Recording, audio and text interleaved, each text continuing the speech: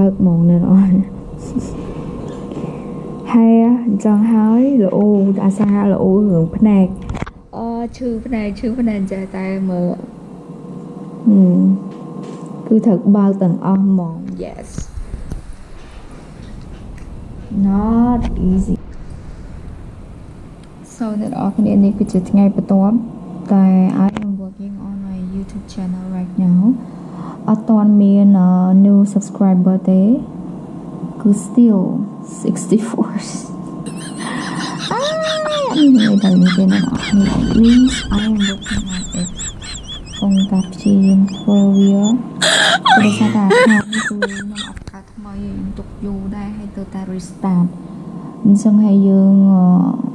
តាមពេលវេលាសិនទៅ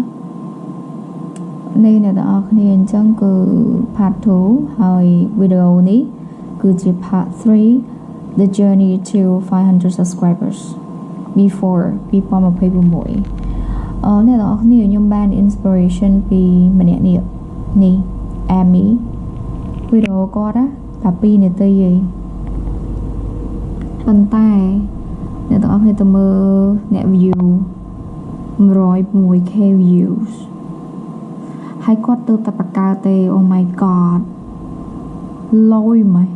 ហើយវីដេអូនេះហ่ะមិនមែនគាត់និយាយអញ្ចេះទេណាមើល screen និយាយ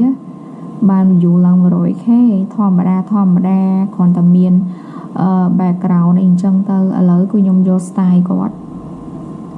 500 subscriber please អ្នកនរគ្នាខ្ញុំទៅបាន64ហើយខ្ញុំលេងតាំងពី2000ម៉ាណចឹងអ្នកនរគ្នាគឺជាផ្នែកមួយនៃ journey របស់ខ្ញុំ